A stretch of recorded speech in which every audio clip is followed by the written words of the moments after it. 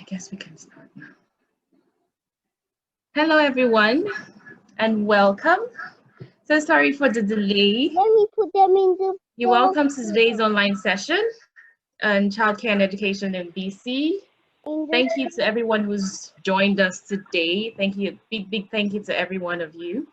We would like to also say thank you to the host of the organizer of this event, Canaija, which is also the Lifein Canada WhatsApp group, and to the BC residents of BC WhatsApp group. Thank you to everyone and welcome once again. I'm super excited about this session. Today we'll be talking on childcare and education in BC, and we have come to realize that it's a really broad topic. So what we've decided is that we will have subsequent sessions in the future where we'll be able to properly deal with snippets of this topic. So I would say today's session, basically, it's like an introductory to childcare and education in BC 101. We've tailored it to specifically to answer questions that were sent in by you, our wonderful participants. Thank you so much to everybody who sent in their questions. Thank you so much to everyone who sent in their questions. Without taking too much of our time, I'd like to introduce our speakers for today. Oh, I haven't introduced myself. My name is Oluwaseun Ayodipe. I am the co-owner of SpicyRepublic African Kitchen, the home of ayamashi, where you get your authentic ayamashi and other African delicacies. And with me today, we'll be having three amazing women. Guys, trust me, as they're filled with so much wisdom. As you're going to gain so much from today's session. These three women, the speakers of today are Ruth Iyayi. Ruth Iyayi is the founder at BC Settlements, a platform she created to help newcomers to BC. She helps them by creating personalized settlement services. And if you're new to BC, you just go to @BC Settlements and you'll get tons of information. Trust me, as in tons of information, whatever you need to know, just go to @BC Settlements and you get all the information on BC, everything you need to know about BC to help you ease and have a perfect, integration into the province. Our second speaker of the day is our one and only Oluchi Omogbai. I'm sure everybody in BC who's come from Nigeria, they all know her. Because she's just a solution finder. She provides solution and answers to whatever questions you might have. In fact, ranging from meat sharing to where you should probably get a house, and also the topic of today, childcare and education. She's well versed. She's a childcare enthusiast. She's a dentist as well. So trust me, guys, it's going to be a wonderful session. Last but not the least is drum rolls, please, everyone, our guest speaker. Our guest speaker of today, Rosalind Ononeze. She's a seasoned teacher who has extensive experience teaching in independent, non-Christian private schools, as well as Christian schools. And currently she's working as a teacher on call with the District of Surrey. She's a music specialist teacher. So welcome to our very wonderful and amazing speakers for today, who will be helping us to dissect our topic. Like I said, it's going to be like an introductory session to childcare and education in BC because it is a very broad topic. And without taking too much of our time again, so sorry once again for the delay. We're going to delve right into it right now. So our first speaker for today is Ruth Iyayi, and she will be dealing with questions that were sent to us, like I said, by you guys on daycare. Everything you need to know about daycare, preschool 101, basically. The process, what to consider when choosing a preschool or choosing a daycare, Ruth Iyayi. Thank you so much. Thank you very much. Hi, everyone. I hope we are having an amazing weekend so far. I'd just like to indulge us that if anyone has some background noise and you are not on mute, you could please just mute the conversation. You'd still be able to hear, but that way other people are not impacted and they can also benefit from the session. Thank you once more to Sheon and her husband for this opportunity. I really do appreciate it. Just like she mentioned, my name is Ruth Iyayi. I am an IT professional and I started the BC Settlement Platform to share information about BC because I wished I had something like that when I was moving to BC. That's the major goal and objective of that platform. Without taking too much time, I would share my screen and dive right in. So I'll be talking on the first years of childcare, so everything from like daycare to preschool. So today, the entire overview would also include high school, and the other speakers will touch on other things. So I am trying to share my screen. Shion, could you please give me access to share my screen? The host has disabled attendee screen sharing.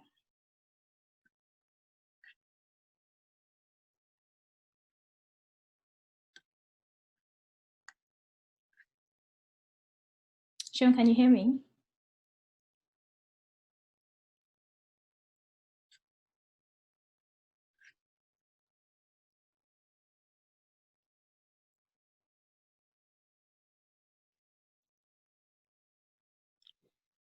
I think you're muted, but if you nod your head, I would know you're working on it.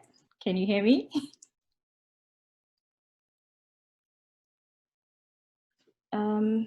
Okay, so while that is being worked on, I would go ahead and start the session because I have to be considerate of everyone's time. Please let me know once screen sharing is possible so I can go ahead and share the PowerPoint slide.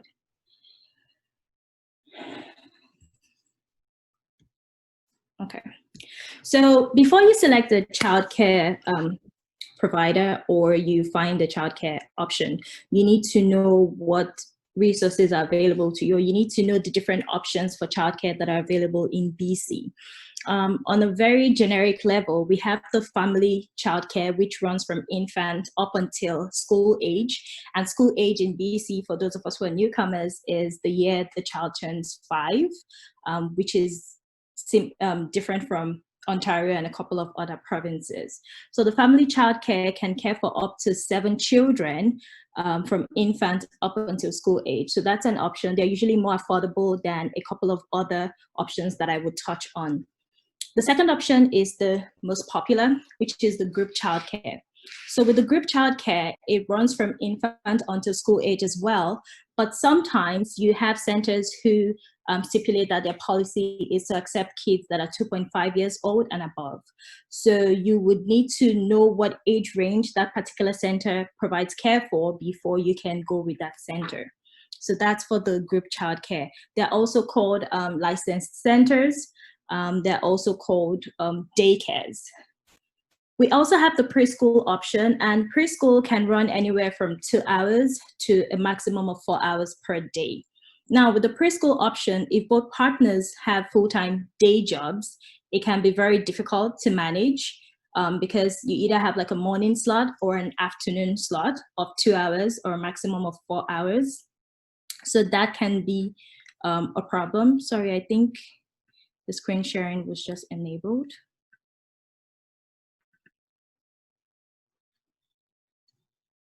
Okay. Can everyone see my screen, please?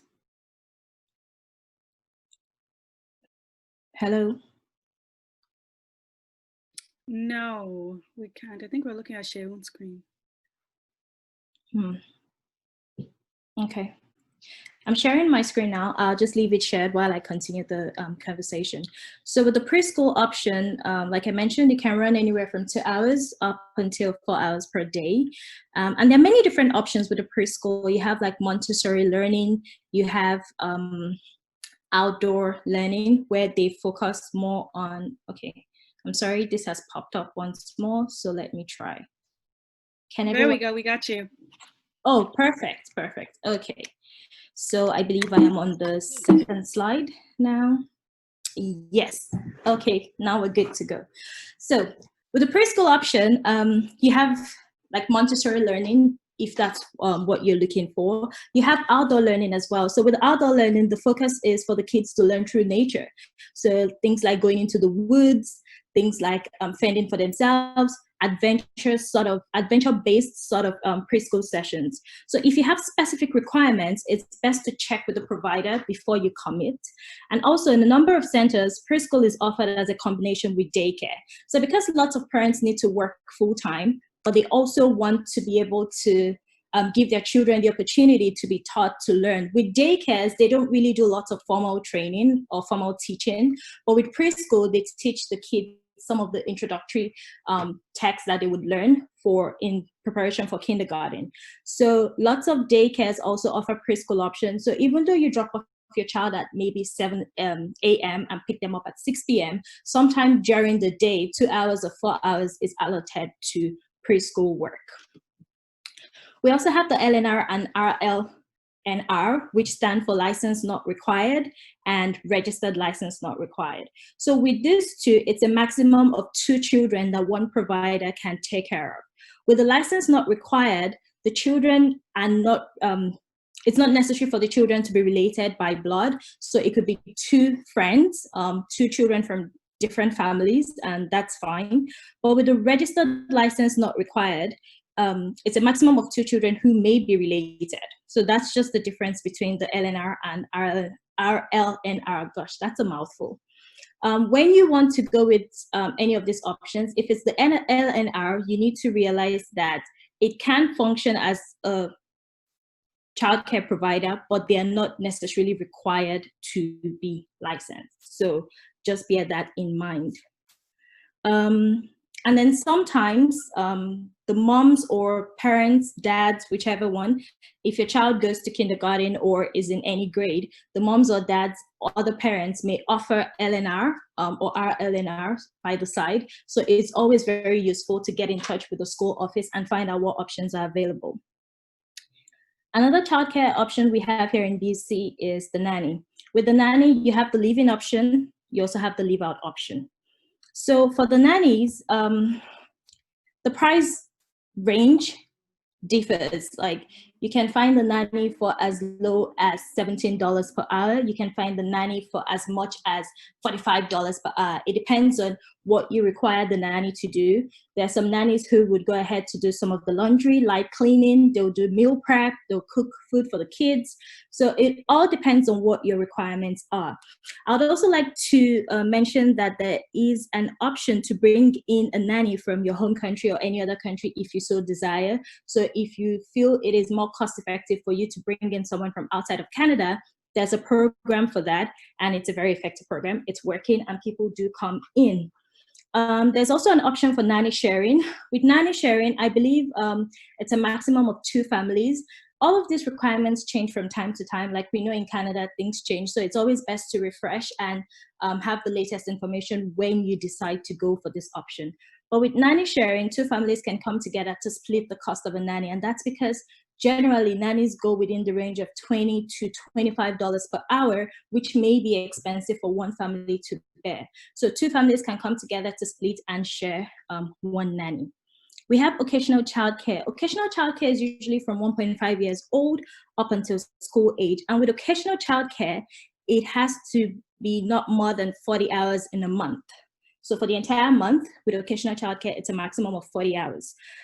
These are sometimes offered by the city. So depending on what area you live in, if you go to your city office, like here in Surrey, if you go to the City of Surrey office and you speak to them, they would sometimes offer occasional childcare. And sometimes some gyms as well offer it. Some neighborhood houses, like if you live in Burnaby and you go to Burnaby Family Place or Burnaby Neighborhood House, they also offer occasional childcare. These are usually very, very affordable. Sometimes they're free depending on who's offering it because the government sponsors some of these programs. But it just gives parents the choice to have reliable childcare so they can focus on other things for a couple of hours in a month. And we also have the before and after school care. So as the name depicts, before and after school care is care that's provided to a child before school and after school. Sometimes the operator offers to pick up the children from school, which is very helpful for parents who work all day long. This category actually has more options. You have like karate centers, taekwondo centers who offer before and after school care. You have educational centers like math learning centers, language learning centers who offer before and after school care. You have dance studios. And then sometimes even your child's school can offer before and after school care. So it's a whole different world out there when it comes to before and after school care. We have informal channels, grandparents, opposite shift working parents. So one parent works daytime, one parent works nights, friends, babysitters, neighbors, other parents from school, and more. The thing with informal channels is that a number of them may not qualify for the government subsidy, which I will touch on later. So you need to remember that and bear that in mind. And also, informal channels should not be rushed into without establishing a baseline of trust. And this is because a formal agreement most times is not signed. So it's just done based on the relationship you have with that person, and things can go all right. So what are some questions that you need to ask your potential childcare provider? Before approaching a childcare provider to ask questions, you want to consider and assess your situation, right? What's your family situation? What's your family dynamic? Do you work? Do you school? Do you need to commute from certain areas? And pick-up time is very, very crucial and has to be taken into consideration. In Canada, they don't joke. If a center closes by 6 o'clock and you come there at 6:30, you likely would pay a late fee. So you want to take all of those into consideration before you even go ahead to approach a potential care provider. You would also need to assess what type of care is best for your family dynamic. So for example, if you have 4 children, you may decide that instead of paying for care, it's more affordable for you to bring in a live-in nanny from outside the country. Or you may decide to work opposite shifts. So you need to first of all consider the type of care that's best for your family dynamics before you go ahead. Should you decide to go ahead and approach a group center or a nanny or anyone, some questions to ask aside the fees, which is the most important, because like we know, BC can be very expensive and the price varies depending on what area you live in. So the fees definitely is the most important question. But some other questions you want to ask are the hours of operation. What are the hours of operation? From what time to what time? Does it fit in with your schedule? Do they have a late fee policy? What are the details of the late fee policy? I'm hammering on the late fee policy because I personally have experienced having to pay a late fee, and trust me, it's not a beautiful feeling. Late fee can range from as low as $0, some centers don't mind, to as much as $1 per minute per child. So let's assume you have 2 children and you're 10 minutes late. That means you're paying $20 just for that day.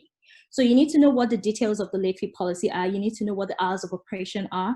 You need to know if they have early drop-off, early pick-up, and things like that. Some centers will allow you drop off the child as early as 6 a.m. Some will allow you pick up the child as late as 6:30 p.m. You need to find out if they're licensed, and if they're licensed, you need to find out if the program has been under any investigation or is currently being investigated by the local health authority. So the local health authority, they drop in from time to time. I'd really appreciate if you could mute the session so other participants. And I really liked it. Now wait. Thank you. Okay, so the local health authority, they drop into centers from time to time unannounced to check the center, make sure the kids are being taken care of as they should, and ensure that the center is meeting up to legal requirements. So you want to know if there's been any report by a parent, by an outsider. You need to know if they're being investigated. You also want to know how many children they care for. What's the ratio of the provider to the children? Are you comfortable leaving your child in a center where it's about 6 kids to 1 adult? Things like that may matter to you depending on the age of your child. If your child is an infant, what ratio works best for you?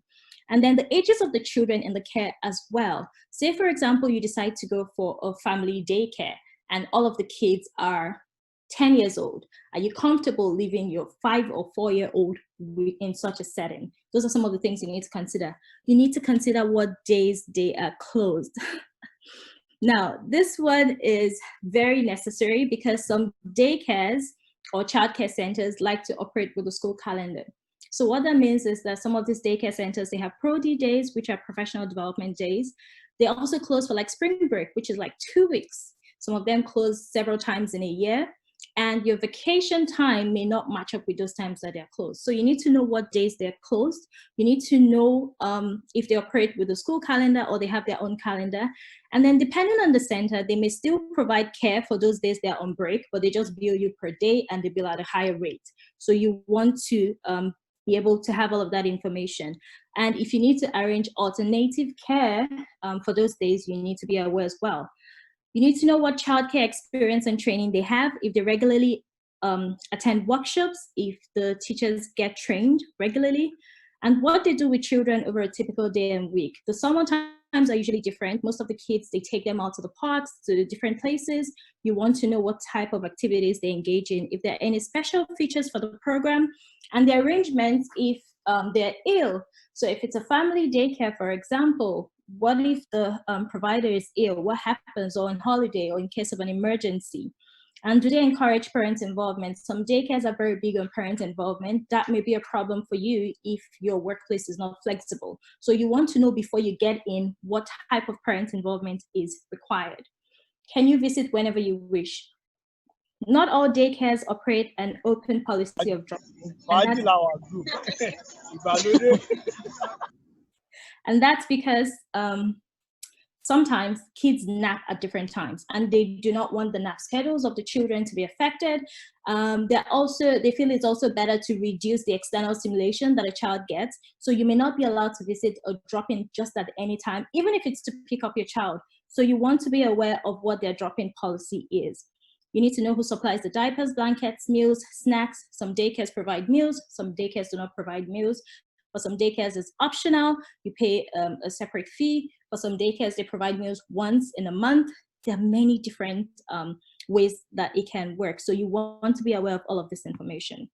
And then you need to find out if they accept childcare subsidy and if the provider has opted in for the BC fee reduction initiative. I will talk more on childcare subsidy and the fee reduction initiative now.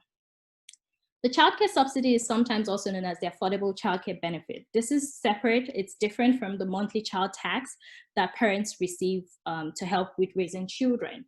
With the childcare subsidy, families with a pre-tax income of up to $111,000 are eligible. This is beautiful. This was just changed. I believe it was the year it came or the year after. It used to be up to $55,000 and they doubled it. So that's really good for families that that have that income bracket.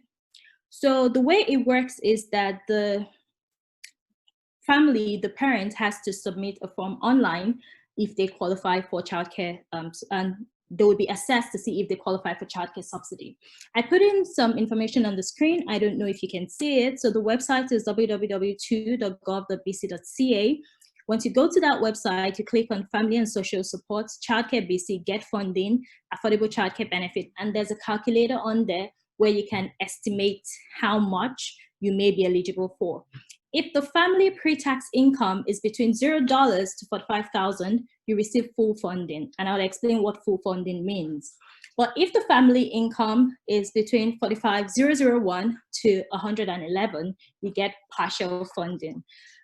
So if your income is within the higher bracket, so let's say you earn maybe $110,000, you may get something as little as maybe $10, $20 for your child. It's all on a sliding scale. If your child has a designated special need, it has been confirmed that this child is a special needs child, they get up to an additional $150 per month for the childcare subsidy. So if I give sorry to cut you short. You have 2 minutes more, please. I know. That's perfect. Okay, I'll just move on to the eligibility. So for new immigrants, they sometimes feel like because they're not working yet, they may not be able to apply for childcare subsidy. You can apply for childcare subsidy if you're looking for work. So as long as maybe you're in an employment program where they ask you to regularly show that you're looking for work, you let them know what site you're applying on, you can go ahead and apply for childcare subsidy. It's not only when both partners are working out of the house. The childcare fee reduction initiative is also separate from the childcare subsidy. With the reduction initiative, parents are not required to apply. The childcare providers are the ones who need to apply. And you need to know that participation is optional. That's why when you're looking for a childcare provider, you need to ask them if they have opted in to this initiative. So to give you an example, with the childcare fee reduction, it's up to $350 per month for an infant who is below 19 months, for example. So say you're supposed to pay $1,000 as the childcare fee for that month. If that center has opted in for the fee reduction, you would only be paying $650. How do you find childcare? 2 common ways of finding childcare: online, Google search, your local childcare resource and referral Facebook group, that's the CRRA, the city office of where you live. Walk around your neighborhood, open your Google Maps and just type in daycare near me. It would show you a list of all the daycares that are near you. You could change the names, you could say childcare near me and things like that. Referral, word of mouth, neighbors, friends, faith community. So for those who are Christian, sometimes the church you attend may provide childcare, or the facility, so the church building may be used by a childcare provider. So you need to ask them to find out.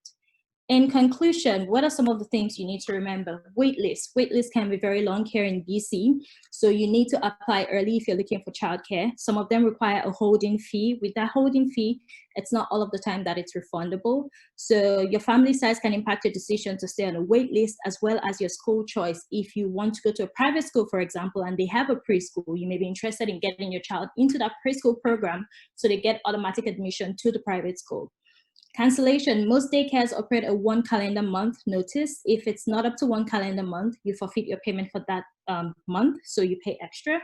Reviews. You need to always check reviews. Google reviews, asking people around you, find out about your daycare. Join Facebook groups, Facebook mom groups. They're very helpful. They post about daycares as well. Tour the daycare, including during operational hours. You want to see with your eyes, what's the interaction with the children like? How do they treat the children? How do they manage it? Most daycares fix the tours for outside of business hours because it's more convenient for them, but you can go ahead and request to tour the facility during operational hours because you want to get a feel of how the children are treated. Receipts and statements, keep them handy. Unlike your big school where if your child goes to a public school, the cost is fully subsidized, well, to an extent. With daycare, it's not fully subsidized, so you need to keep your receipts and statements for when you're filing your taxes. It comes in very handy. And know your rights as a parent. What are my rights as a parent? Always be confident. There is nobody you should not be able to speak to on behalf of your child. So it's very necessary that you're confident and you're able to articulate what it is you're trying to pass across to the teachers or to your potential childcare provider. And the 2 minutes is up. Okay. Thank you so very much. Wow. That was fast. Okay. Daycare. Thank you. Okay. Yeah, that's fine. Actually, I might take less than 5 minutes. My experience with daycare was really interesting because I was trying to figure out what would be best for our family. I really wish I had that PowerPoint when I was looking for childcare for my child, because that would have been so helpful. One of the things that I found a little difficult, which I'll speak to, is, like you said, a lot of centers will do tours after hours. And so I really had no idea like what was happening during the day. And I wish that I had thought to ask, like, can I come and visit during the day and actually see how this is being operated? So I kind of had to bounce around a couple of times with my first child until I actually felt comfortable with my child, because in the process of taking my child to this school and dropping them off and seeing the way that the instructors were handling kids, I felt uncomfortable. And so I wish that I had learned that and saved myself the time. So please take that tip to heart. Really do ask to be able to drop in. I do understand that some daycares are concerned about children being overstimulated, but it's important that you see how the instructors are handling the kids. I can't stress that enough. So I'm not going to take up too much time. I just wanted to say that for me personally, I did have to bounce around a little bit until I felt comfortable. And if I had had that tip or had thought to ask for that, it could have saved me a lot of time. So please do that. check in while they're actually working with the kids. And also it'll give you a chance to see what kinds of kids attend the daycare, because you know, there are kids that are coming from all kinds of places who may not share your values. And you can, just by hanging around for 10 to 20 minutes, you can actually get a good look at the kinds of kids and the racial backgrounds that they come from. Is it a daycare that has only Caucasian kids? Are there Indian kids? For my family, it was very important that there were kids of all backgrounds there. So that our kids understand what it's like to be in a multicultural setting, and not just with white kids, but with Indian kids, with other Black kids, and that they don't feel like they're singled out or so different because of the color of their skin or their texture of their hair. One of the first places that I dropped my kid off at, they couldn't stop touching his hair because they felt like his hair was a really cool texture. And so I had to sit the teacher down and say, can you please stop doing that? Because my child doesn't really understand that he's different than the other children. And he might be okay with it now, but as a mother, I'm uncomfortable with it. So just being aware of the dynamics of the places that you're choosing to take your kid to are very important. Yeah, Oluchi.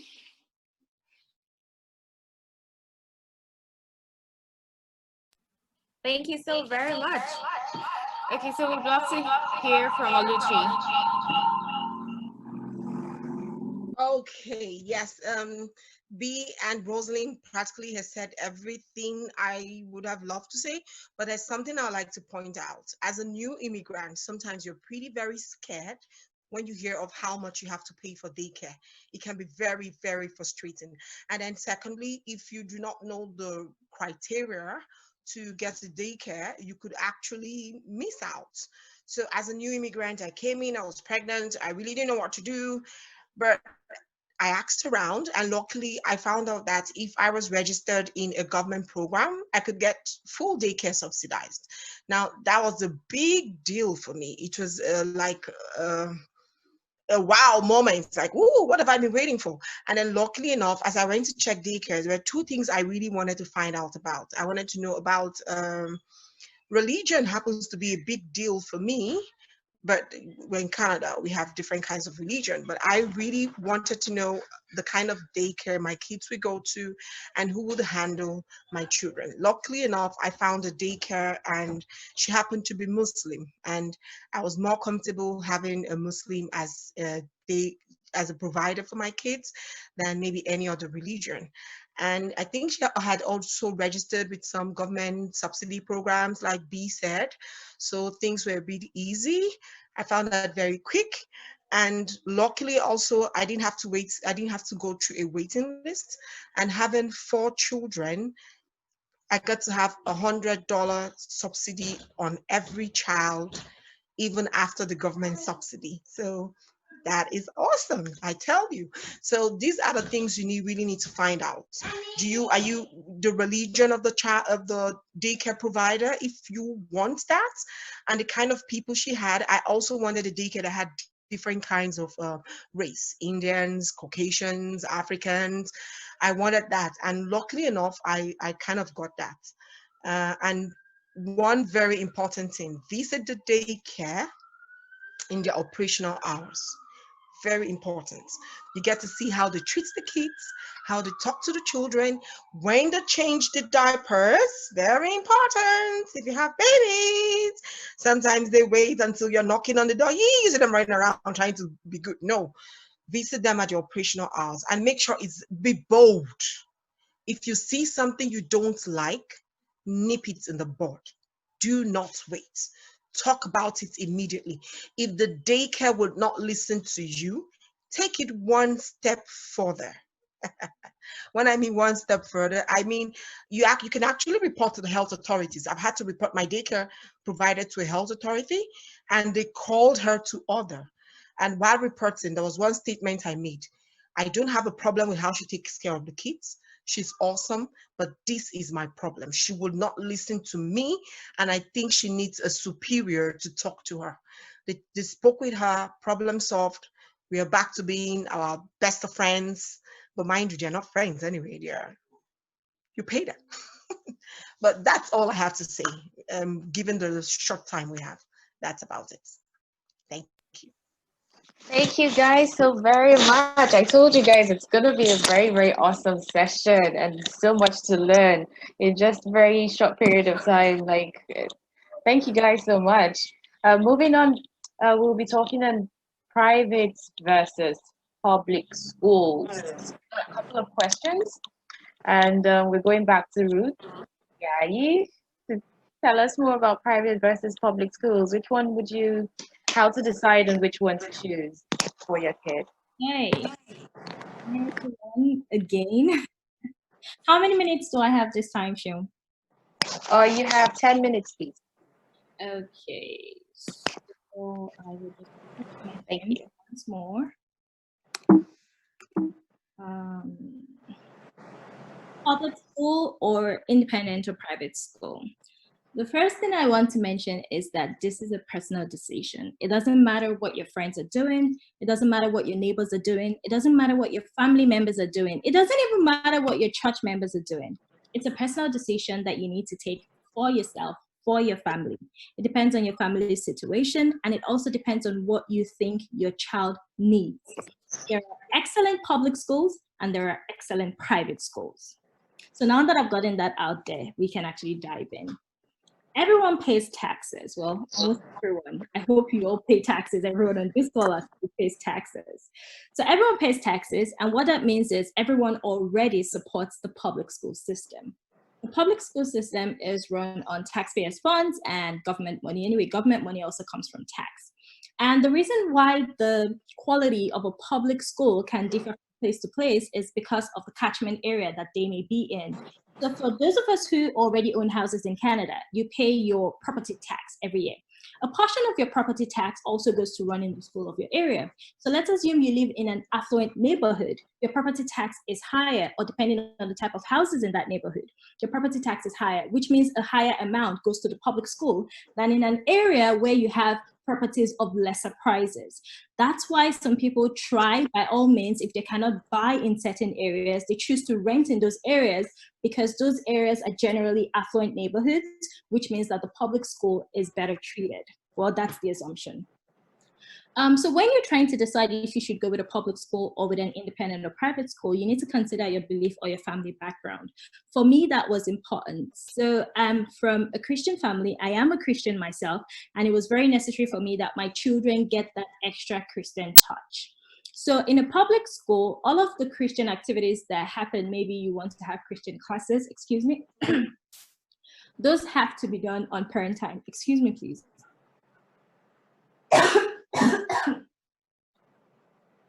All of this have to be done on parent time.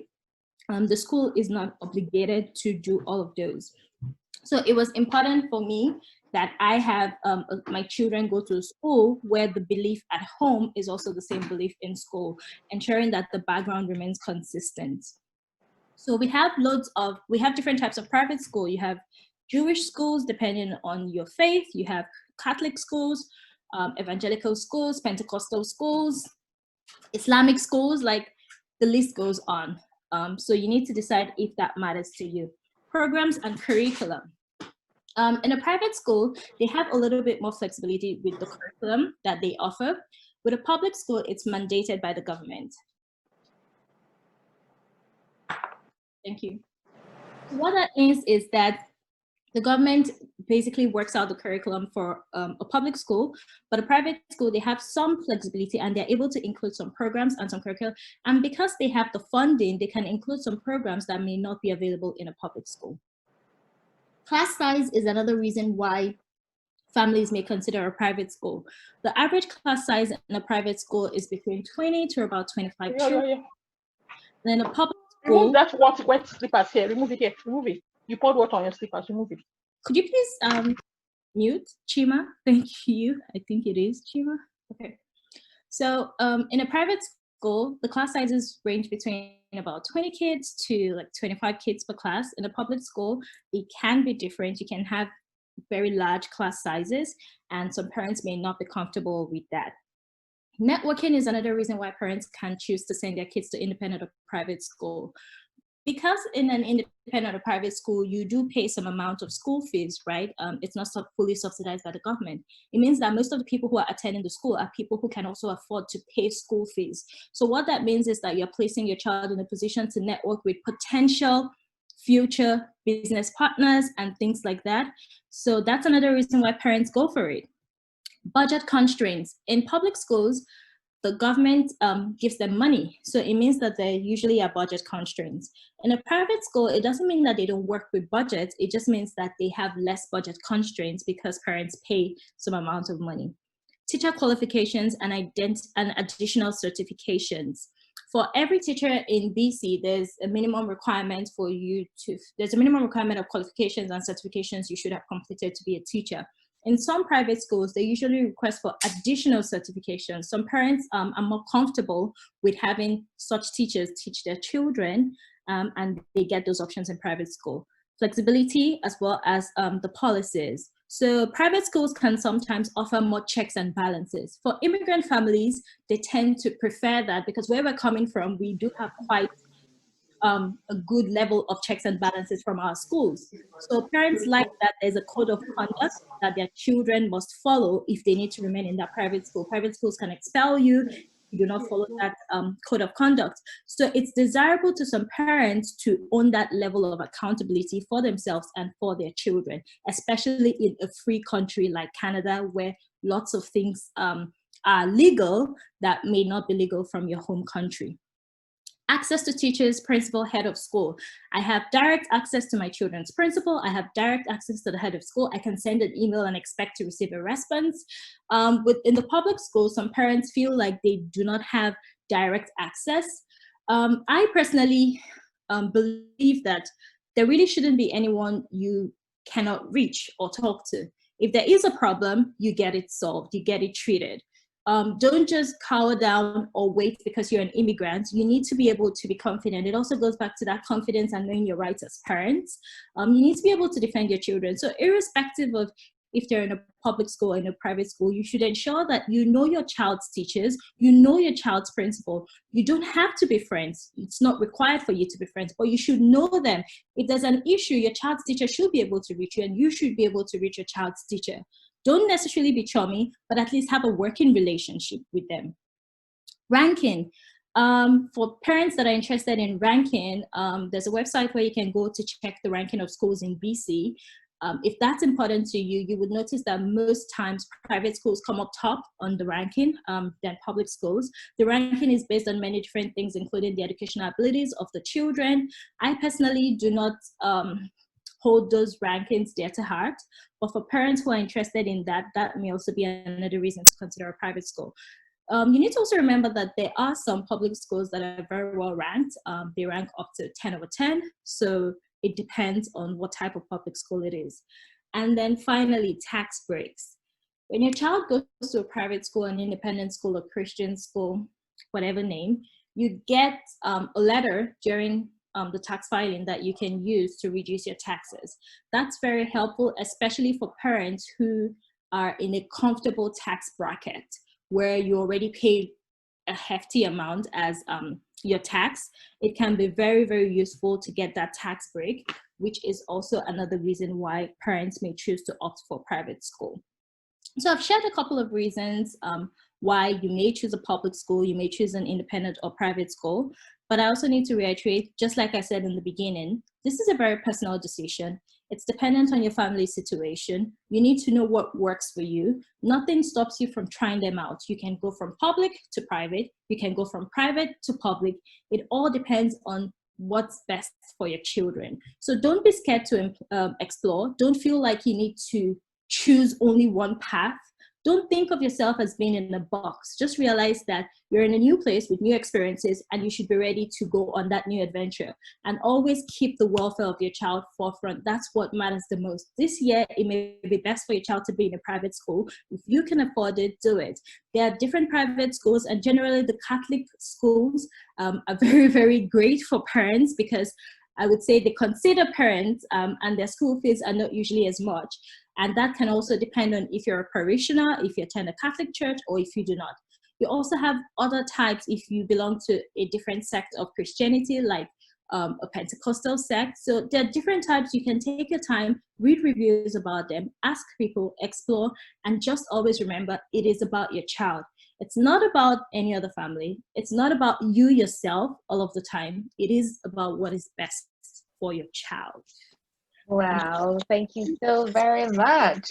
Yeah, your time is up. Okay, still on private versus public schools, we have our guest speaker, who I mentioned before is a seasoned teacher, experienced, and she's taught in both private and public schools. So she's just going to tell us more about how to choose or how to make a decision between private and public schools. So over to you, Rosalind. Okay, sure. I'm not going to, Ruth has done an excellent job. Wow. You guys don't really even need me. She covered so much of what the things to consider. I'll just tack on a few things in addition to what she said. So recognize that even with a private school, when your child does attend, the fact that you are paying money doesn't mean that you are hands off with your child. The responsibility, and I'll talk about this more in my session, the responsibility of keeping tabs with your children, keeping tabs with the teacher is still on you. The fact that you're paying money does not necessarily mean that you can be like, okay, go to school and I'll see you, you know, at the, we'll get together at the end of semester. No, you still need to be very involved with your child. And in fact, some private schools will actually require that you are, as a parent, are volunteering for something at some point during the school year, whether that's the bake sale or their missions trip to Mexico or something. Some private schools will require that. So you should ask about that. Many schools also believe in the concept of seeker families. What seeker families are, I'm talking more in the realm of Christian schools. For just a moment. Seeker families are families that necessarily aren't Christian, but want their children to go to a Christian school.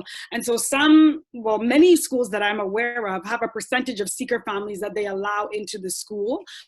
And they believe that it's important to be a witness to our neighborhood and to our environment, people around us. So why am I bringing this up? Because it's important that you recognize that although your child may be going to a Christian school, the kids that they are attending school with may not necessarily be Bible believing like you.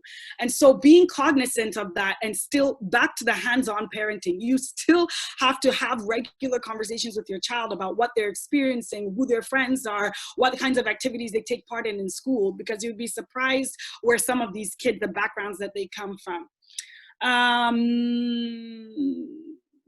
Yes, okay. And then I think Ruth touched on this, but I just want to dive a little bit deeper. It's very important that you know your child, because depending on the kind of child that you have will determine where they should go.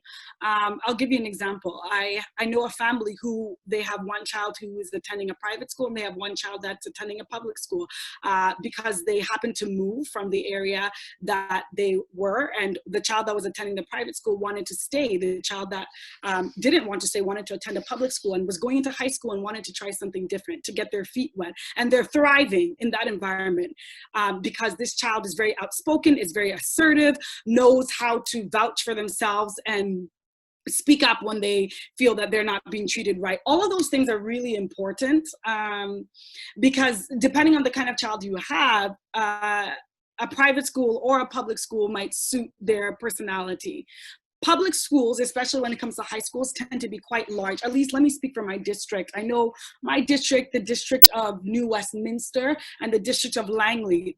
I can speak on behalf of those three. And the public school high schools are very large. When I say large, I mean 1,000, 1,500, 2,000, 2,500.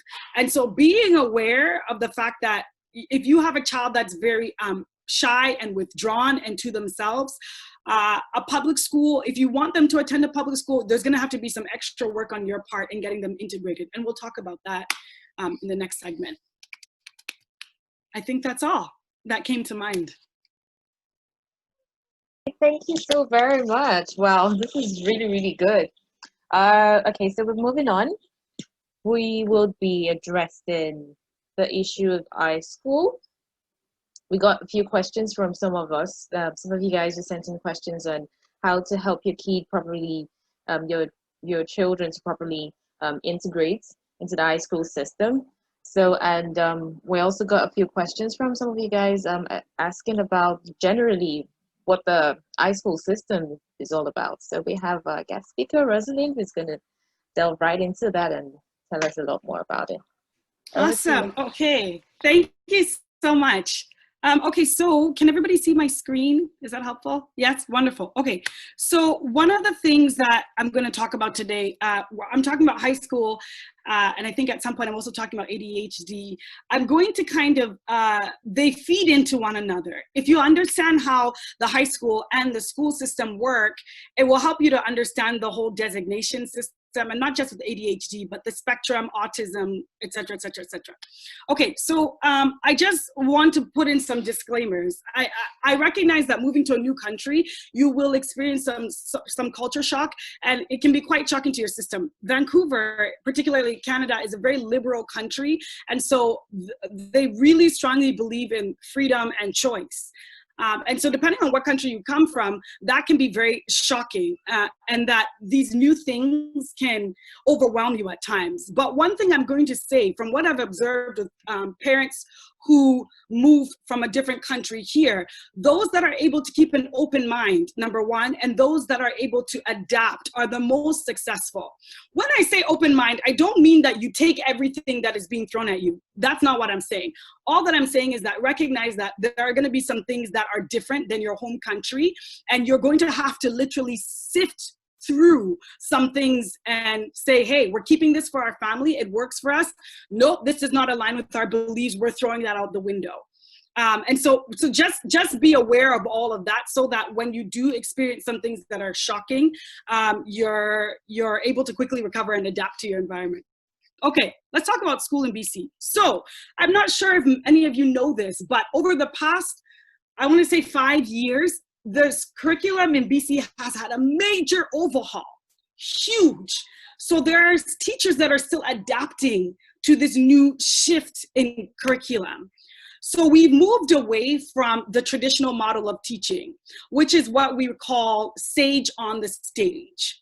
What that is basically the idea that the teacher is at the front of the room. They hold all the knowledge for the child's education, and they know everything that needs to be imparted into the children. So they stand at the front and they deliver. We have moved away from that as a province, and now we are more focusing on child-centered education. And it's trickling down from the universities down to the high schools, to the primary schools, and even you will find that in the daycares as well. Child-centered play is a big thing that's been being taught right now. BC actually has one of the best educational systems in the world. Our students constantly rank very high when it comes to exams. Part of the reason that is because we have high levels of engagement.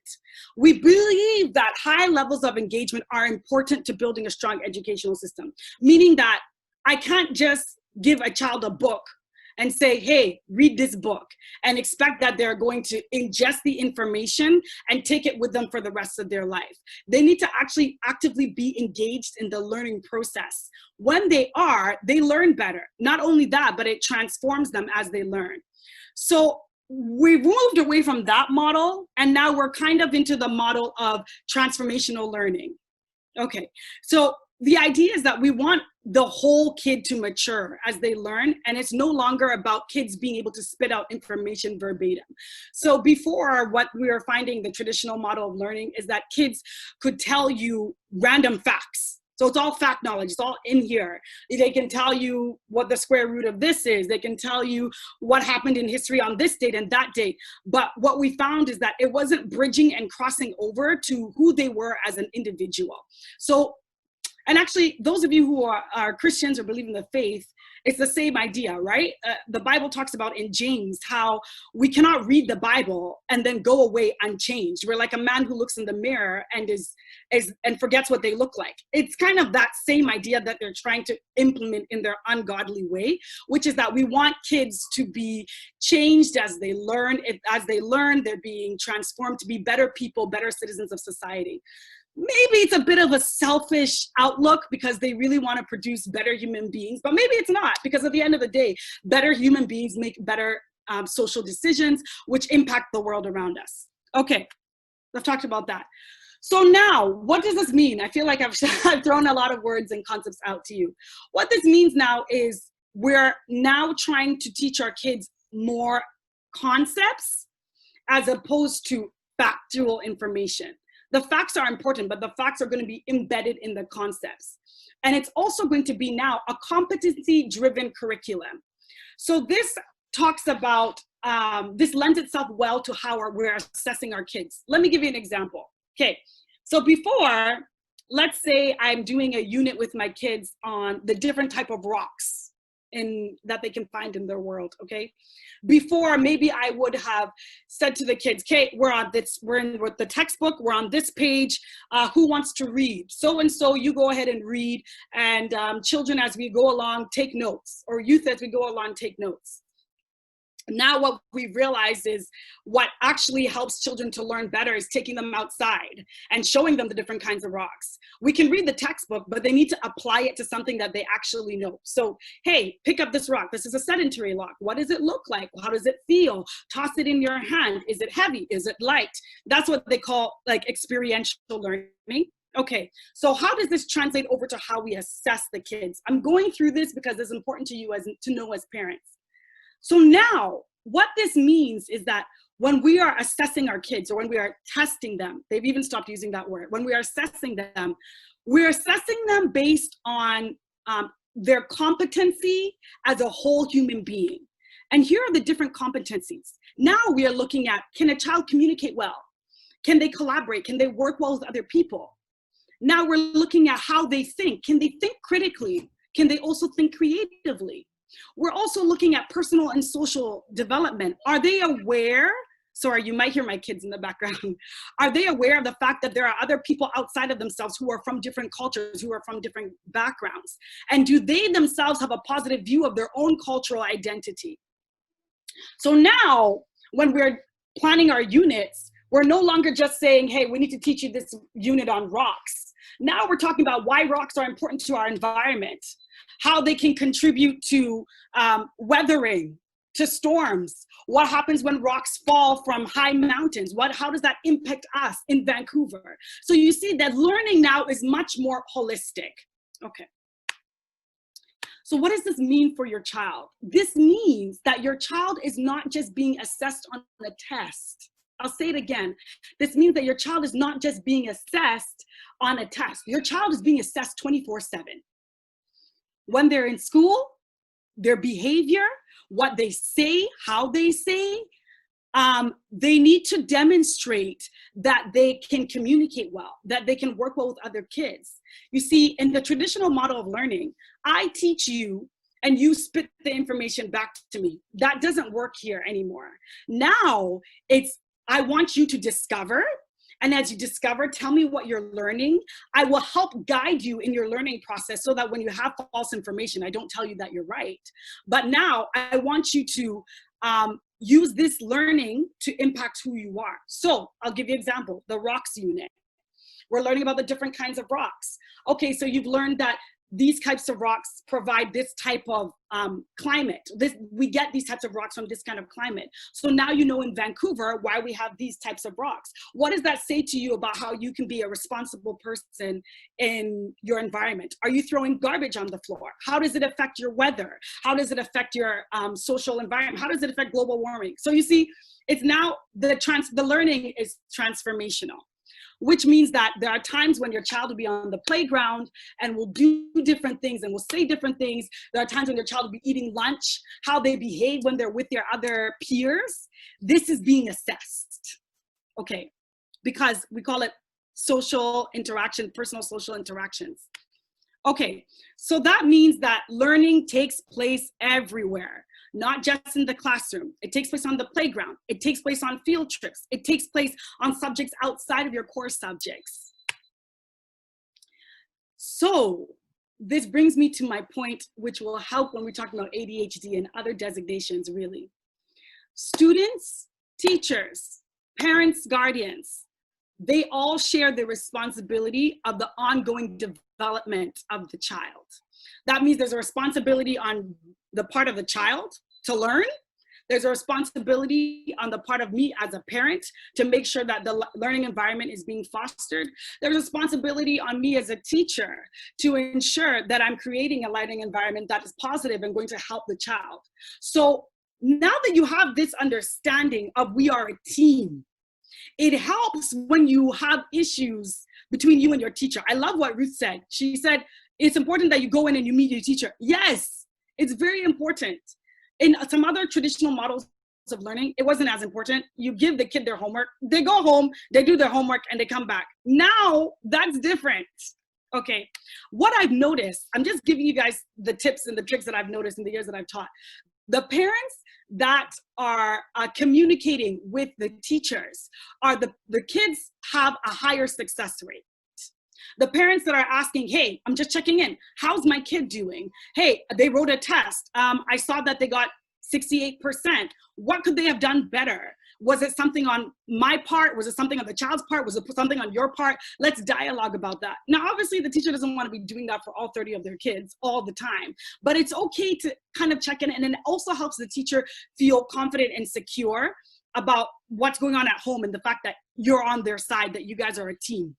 Now, if you want more information on what's being taught to your kids, you can go to this website, which is curriculum.gov.bc.ca, and it goes through the different competencies, what they're expecting your child to be able to do by the time they graduate. Okay. Now let's specifically talk about high school in BC. Sorry, I know I'm running through this, it's because I'm looking at my time. The public school system works based on home location, as Ruth has already said. So what that means is that based on where you live, you don't get to choose with the public school where your child goes to school. So when you move into an area, you go to, depending on the, I don't know, I work the Surrey district. So the Surrey district, you go to the school website and you type in that you want to register your child. You can even put it into Google, register my child for school in Surrey. They'll take you straight to a website. It asks you for your address. You put in your address and they tell you, this is the school your kid is going to be attending in September.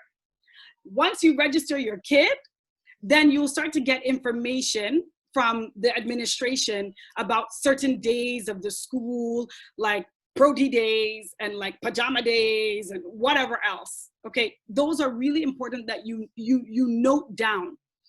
The public school system asks you to register, and so if you don't register, they will be wondering what's going on. And you have to be an active participant on that. Okay. So in this part of the world, particularly in BC, high school is seen as preparation for adulthood. So what that means is you will notice going from primary school through middle school to high school, you will see that there's more freedom that the child is given in terms of choice.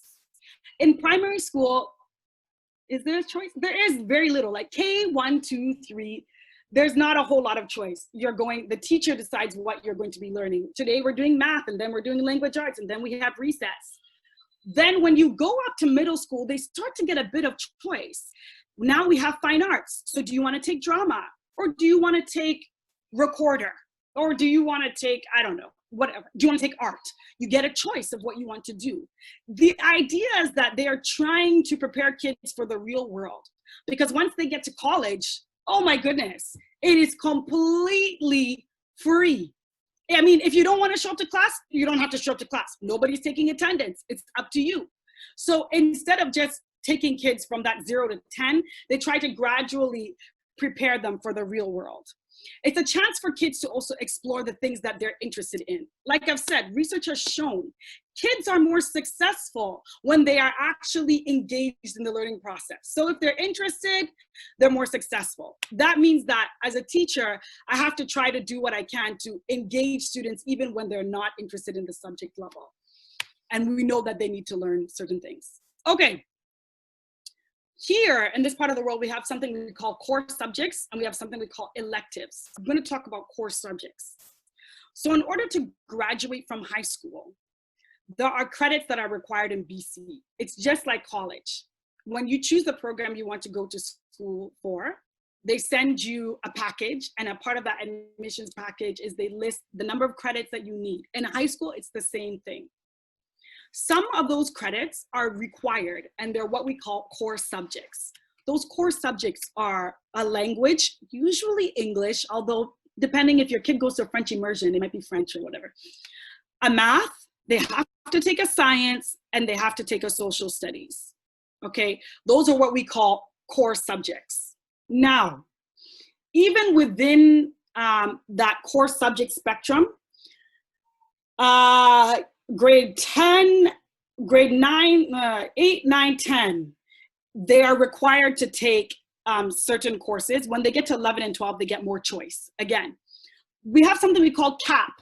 Different districts call it different things. It's called career and personal planning. That is when the child is given their options. They're given a chance to explore. What do you think you want to do with your life? Are you interested in dentistry? Are you interested in, I don't know, teaching? Are you interested in becoming an engineer? You need to do research on what it actually means to be an engineer. You need to find out which schools will take you. You have to find out what courses you'll need as a prerequisite. So that's what we call career and personal planning. So in that course, it's required. And the idea is that the child will get a chance to kind of hopefully figure out what they want to do before they graduate, so that they don't end up stuck, and, you know, which happens more often than we would like, unfortunately. And then P, physical education. It's required from kindergarten up to, I think, grade 10. Then I think they give you a choice if you want to take it, or if you want to spare a study block, or if you would rather take another course in that time. Electives. Okay, so some of us from Africa, maybe we are wondering why electives are important. And those of us who are from a more traditional based learning may not see the importance. I personally teach an elective. I teach music. I'm a music specialist. And I have seen the benefit of music programs in schools. So the reason why they're called electives is because the child gets to elect. They get to choose what they'd like. Now, having said that, they usually will ask your child to choose first, second, and third, because sometimes they will not always get in to what they elect to study. We recognize as a school system that choice is important to learning and motivation in youth. So even though we have our core subjects, we do want to give them a chance to study something that they are just genuinely interested in, or a skill that they'd like to acquire. So these are important for the children to actually pursue outside of the traditional learning, and it's a chance to grow. So let me give you some examples of what an elective might be. Cooking is an elective. Some people call it home economics. Sewing is an elective. Band, choir, chamber ensemble. Woodworks is an elective. Psychology is an elective. Some schools offer debate. Some schools offer world religion. Some schools like PA offer law, okay? So what that does is it's great because the child actually gets to see if this is what they want to do. My sister, for example, just graduated from Pacific Academy in June. She didn't get much of a graduation because of COVID, unfortunately. But the great thing was that she took Law 12. So guess what she wants to do now? She's like, I love this. I'm gonna study law.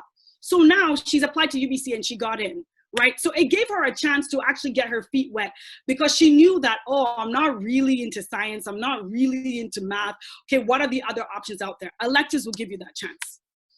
So we're talking a little bit about integration as well. So how do you help your child to get a good start in high school? Make sure they attend their electives fair or their electives day. Don't let them sleep in.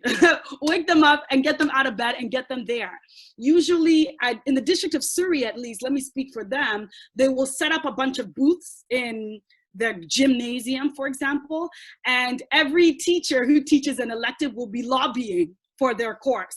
Sign up for my course, it's music, you're gonna love it. Trust me, we're gonna have fun, we're gonna have a good time. You'll learn how to play a band instrument, which is so cool. And so the child then will actually get a chance to kind of see. If they don't have an electives day at your school, they at least should have some kind of a form that you can look at that has a course description for the kids so that they are aware of the choices that they have. The electives, let me just go back for a second. The electives are great because they give your child, aside from helping them to, you know, maybe possibly decide what they want to do in the future, maybe not, they also give your child a bit of a break from the crunchiness of core subjects. Core subjects can be very intense and they're important. Don't get me wrong, they're very, very important. But for example, I teach band, I teach music, I teach choir. when my kids come into my room, you can tell that they have a moment where they're just able to just be. They're like, oh, okay, now we're in choir. Let's sing something, you know, and we have a great time. And I've heard from, my husband is an emergency nurse. Some of his coworkers are still in community choirs. Some of the doctors are still in community choirs. They love it. They learned how to sing in high school and they kept going because for them as a doctor, it's stress relief. You know, the job of working as an emergency doctor is quite intense, but because they learned how to sing or because they learned how to play trombone in high school, they're playing in their community band and it actually adds to their quality of life. Okay, so what can we do to help integrate your kids?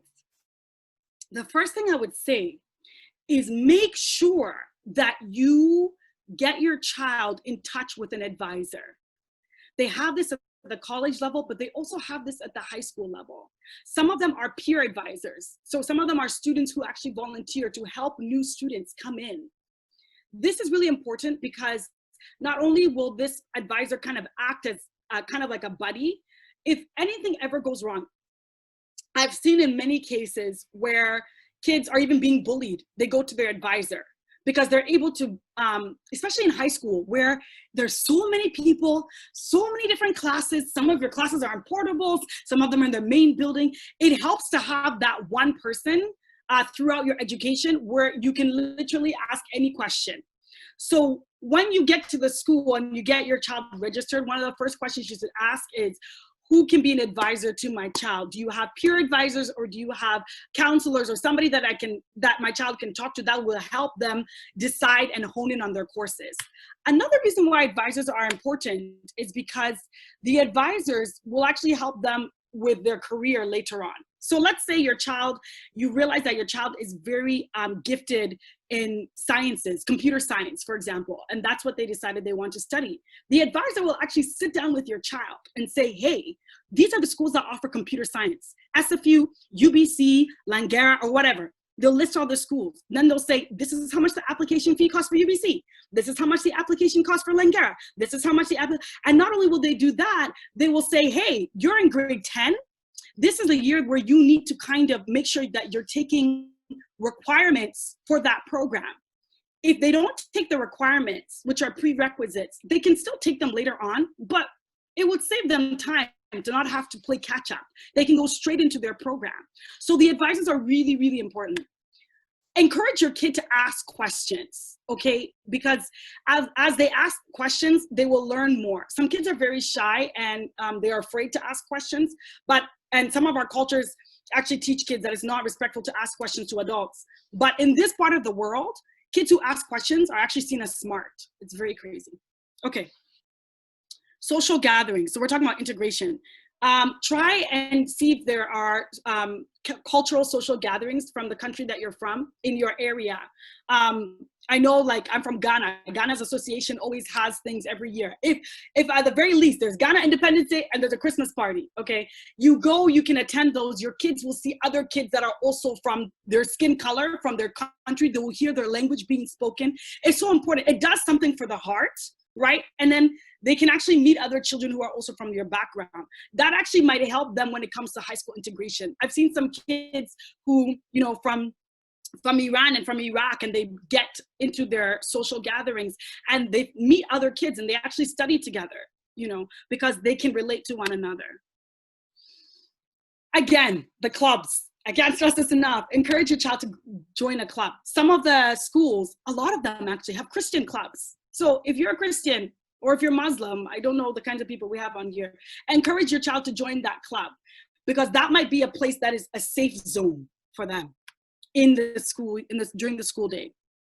Another way to help your child get integrated into high school, get integrated into college, is to encourage them to volunteer. Again, I live in Surrey, so that's the examples that I'm going to give. The District of Surrey has opportunities for you to actually apply to volunteer, starting from the age of 14. And they have so many different places that are looking for volunteers. Why is this important? Because when your child is going to go to college, like I said, because now the school system has changed, grades matter very little. They matter a little bit, but not a whole lot. I'll give you an example. I had 2 IB students, okay? And they were both gunning for the same program at UBC. I had one student that didn't score as high. The other student, you know, pretty much got an A as their GPA. But this program was asking for a they wanted the students to write an essay for a transformational life experience. So both of the students wrote. The one that did not score as low wrote about something that was very heartfelt. She applied for a job during the summer, and she talked about her first summer job, how she learned to respect authority, how she learned to work with other people, how she learned to start budgeting and finance, and how those are techniques she's gonna take with her for the rest of her life. Guess which student they took? This baffled me. They didn't take the one with the higher marks because his essay was meh. It wasn't very deep, it wasn't very heartfelt, and it didn't even appear as if he gave it much thought. He kind of just spit out information, which he thought would be acceptable. UBC took her because they said, you know what, you've proven to us that you are a lifelong learner. You've proven to us that you are excited about learning, not just in the classroom, but outside. And they realized that those are the people that are actually gonna change our world. Okay, so volunteering is necessary because it looks good on an application form. If your child is having a difficult time, I would suggest this. Some schools have buddy systems, peer tutoring, that your child can stay for an hour after school and work with somebody who's in like a more senior grade, and they'll sit with them and help them work through some of their homework and some of their, sometimes it's just time management, honestly, like teenagers are terrible about time management. But peer tutors and even actual tutors can sit down and say, hey, you're spending too much time on Instagram and Snapchat. That's why you're not able to get your homework done. Okay, do I have any questions about that? Should I just jump into, I don't remember what's next on the agenda. Should I jump into ADHD?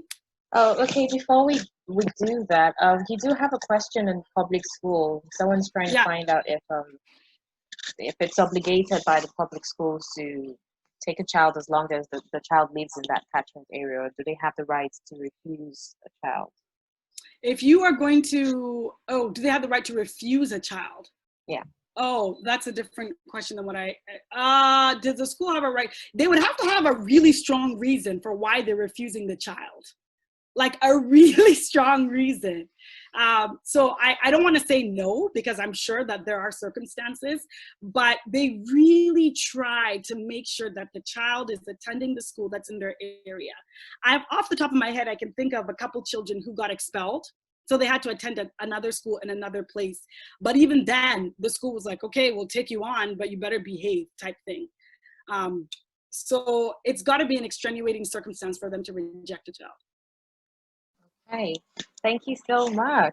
I just want to say thank you to everybody that is still with us. We'll be done very soon, but there's so much information that we can't just rush through this topics. So now our guest speaker will still talk on ADHD, diagnosis or misdiagnosis.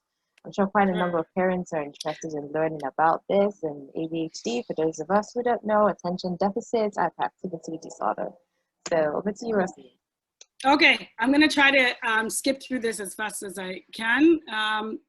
Okay, the first thing I want you to know before I even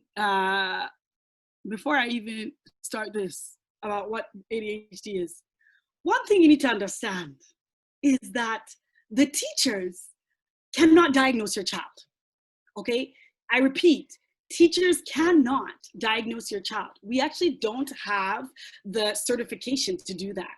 And so if all a teacher can do is say to you, hey parent, I suspect that your child might have ADHD. And as far as the teacher is concerned, it ends there. In order for your child to actually be classified as a designation, they need to see a therapist, or they need to see someone who's actually specialized in that department. We are not specialized in that department to actually designate a child. So let me just say that if a teacher comes to you and says, I suspect, don't panic. It's just a suspicion, and you can usually wheedle down to the bottom of what it actually is. I know as a parent, it can be very disheartening to hear that.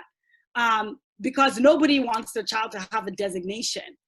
But let me tell you, 80% of the time, we discover that oftentimes the children don't really have ADHD, and that even those that do, it's funny because I was reading an article today and they were saying, oh, we realized that some children grow out of it, but it's not really that they grew out of it, because it's a designation. And generally, I mean, we believe in the power of God, he can heal, but generally what happens is the kids were mislabeled, or they had some behavioral issues, and then when they started intervening, they realized that, oh, okay, if we tried this and that, it actually helps the child to focus better. Okay, let me actually talk about what ADHD is. So usually, in order for your child to be classified, again, a teacher cannot do this, all they can do is suspect, but in order for a child to be classified as ADHD, they need to kind of consistently show habits of 2 of the following 3. Inattentiveness, okay, so the trouble concentrating, the child won't stay at one task, the child seems to be all over the place, easily distracted, okay, which is honestly most boys that are 10, 11, 12. Inattentiveness, okay, and then hyperactivity, okay, again, I'm using boys as an example, but girls too. Hyperactivity, the kid seems fidgety. I've worked with kids who have ADHD, and the ones that I've worked with in particular, you will see them, you'll be able to notice them. They'll be doing this, they'll be doing this, their leg will be shaking, they're fidgety, they actually have trouble sitting in one spot. They want to stand up and distract their peers. They're not doing it on purpose, they're just trying to, you know, it's part of the way that they are expressing themselves. They're easily bored. They don't enjoy circle time or sitting at their desk. It's like torture to them. And they unintentionally disrupt or distract others. Okay. The third thing that we kind of use to measure whether a child could potentially have ADHD is they're impulsive. They act too quickly. They do things without thinking. They push, they shove to get their way. They see a child holding something, it's not even a matter of like, oh, that's cool, can I see it? It's give it to me, you know. And it's not because they are trying to be mean or rude. It's just part of the designation. They're quite impulsive, and they're impatient as well. When they want something, they want it now. Okay, so usually, if a child has 2 of the 3, then a therapist or a doctor. I've heard family doctors can diagnose, I guess, as well. They will say that there's a potential that your child does have ADHD. And sometimes they'll say, you know, let's observe your child over the next 3 months and see, let's try some interventions. Now, let's talk about the process. So when a teacher suspects a child is ADHD, they have a few options, okay? I myself as a teacher have suspected that a child is ADHD. The first option is they can go straight to the parent. They can have a conversation with the parent and say, hey, so I've noticed that Billy, you know, the past couple of weeks, is there anything happening at home that you want to share? The parent might not want to share, that's okay.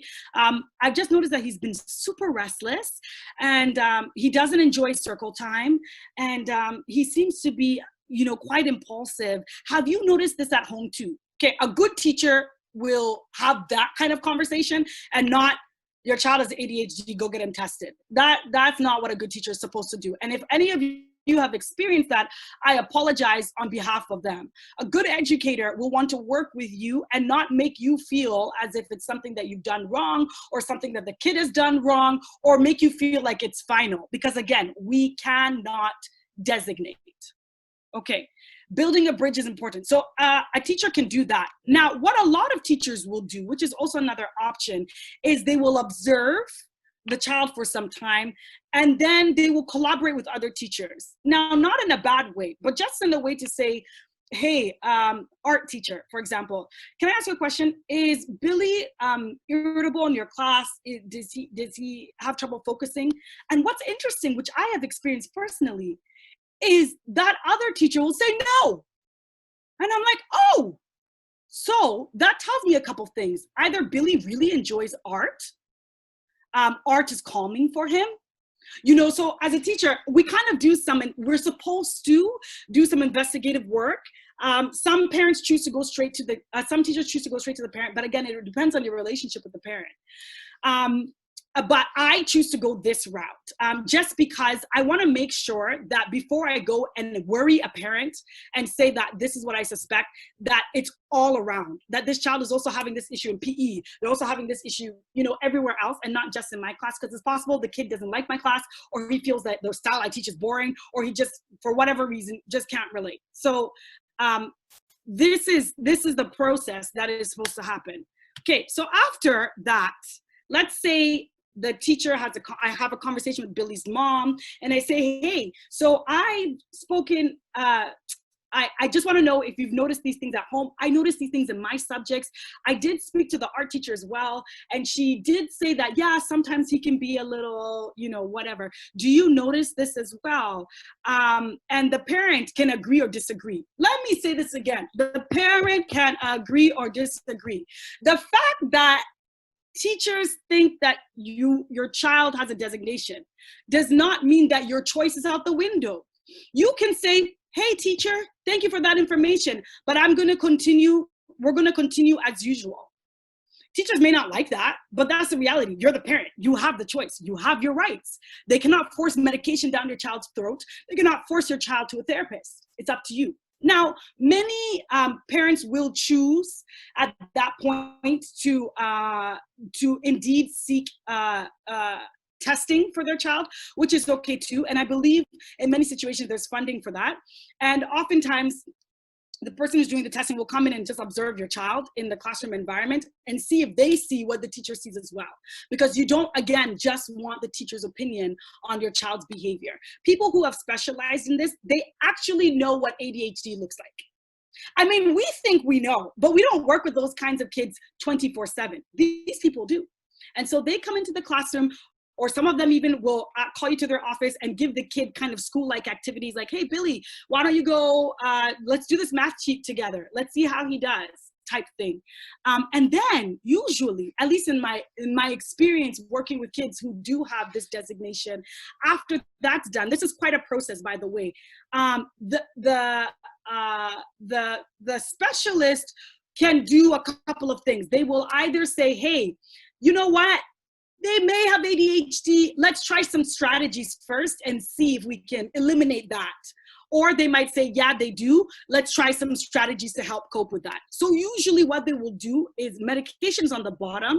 They will say, let's help cope.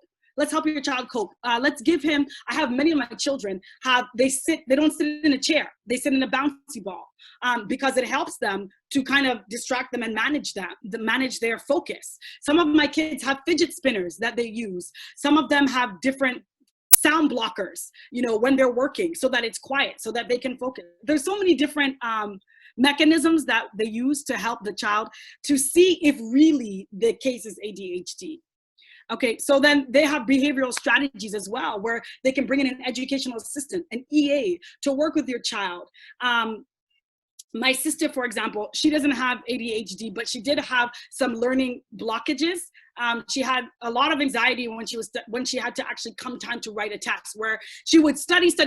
She would sit down to write the test, and because of the nervousness that she feels, her mind literally goes blank, because she's worried about the amount of time that she has to complete this exam in. So what the school said was like, oh, okay, we'll get you tested if you want, and let's see. They got her tested. No, you don't have ADHD, but you do have some things that we can work with your learning. That means that we're gonna put you on a plan so that you can actually learn how to take tests in high stress environments. And she did, and then she graduated. By the time she had finished school, she was able to do a test anywhere. Remember, the purpose of this is to help build your child up to be a capable member in society. Sorry, Rosalind, you have 2 minutes more, please. Yeah, I'm almost done actually, so it's perfect. Okay, so let's talk about how we can help our children integrate again so that we don't have mislabeling of our children. The first thing I'll say is prevention is key. Go and introduce yourself to your child's teacher. Some people choose to bring treats, whatever, it's up to you. But the point is that you want to display to the teacher that you are on their side, that the two of you want to work together to help Billy be the best person he can be, okay? And I will say 99% of the time, teachers are teachers are not in teaching for the money, okay? they're in it because they love teaching. At least 99% of the time they do. So when you do that gesture, say, hey, my name is so-and-so, I am so-and-so's parent, automatically you are leagues above. I'll tell you something, the Caucasian people, they do this. So if you have a class of 23 students, 18 of them are Caucasian, and 15 of them, you've met their parents, you know what their parents do for work, I don't know, you've had conversation, you know where they go to church, whatever, you already have a context. Then you have this child who is new to the country, who you're already nervous about because you're not sure where they come from. Some children have PTSD, some children come from war-torn countries. So already the teacher is a bit nervous about that and how the child is going to integrate into the classroom. If that child's parent comes and says, hi, my name is so-and-so, this is where we're from, this is Billy's background, oh, that brings tensions right down. I can attest to it because I've seen it happen with myself. Okay, and then of course regularly check in with your kids teacher. When I say regularly, once a month, once every 2 months. Hey, parent teacher interviews, check in. Hey, how's Billy doing? And it doesn't need to be a formal conversation. You're picking up your kid. Hey, Mrs. Ramsbottom, how's Billy doing? Hey, Billy's doing great. Awesome. Or hey, you know what? Yeah, we should talk sometime. Okay, I'll make time to come see you. That's all that it takes. And then the last thing I would say, again, with prevention, is encourage your child to join sports teams, encourage your child to be active in the school environment, because that will really help when your child does encounter some blockages, whether it's ADHD, whether they suspect it's autism, whatever they might suspect. If your child is involved in the school because they know your child already, they have a, what's the word I want to use? They're almost more motivated because there's a connection, there's a bridge that's been built, okay? Now, this is the last few things I wanna say is that it's important that as a parent that you're communicating with your child daily. Because this kind of system requires that everyone is involved, you need to be having conversations, especially if your child is going to public school and your values don't align with the public school, you need to be talking to your children about what they're learning in school and try and keep those doorways of communication open. Look at their agenda books every day, sign their planners. If they use an online platform, go into Google Classroom or whatever they use and look into that, because that's going to help you also stay abreast, because your white counterparts are doing it. Okay, so in summary, your child's teacher, you and your child are responsible for your child's educational success. Students have so many choices in this society, and as a parent, your job is to help guide those choices, okay? And I think biblically, that's what we're called to do as well. So that, again, biblically, God's will can be done in your child's life so that your child can be who they feel that they are called to be, who you as a parent know that they are called to be. Okay, I'm done. Thank you so much.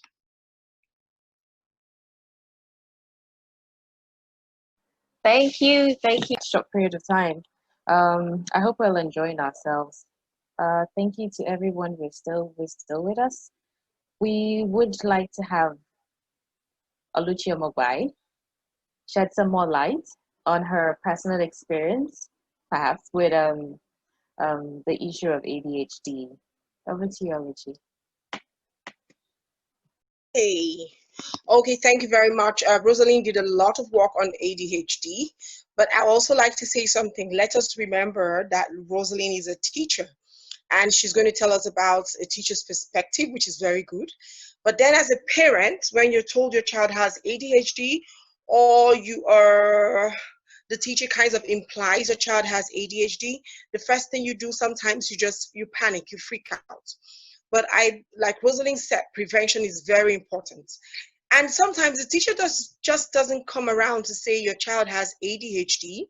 They usually start with, oh, he doesn't sit still, he can't do this, he talks too much, he doesn't stay in the line, he jumps around, blah, blah, blah, blah, blah, blah, blah, and all that. But here are some tips that would help.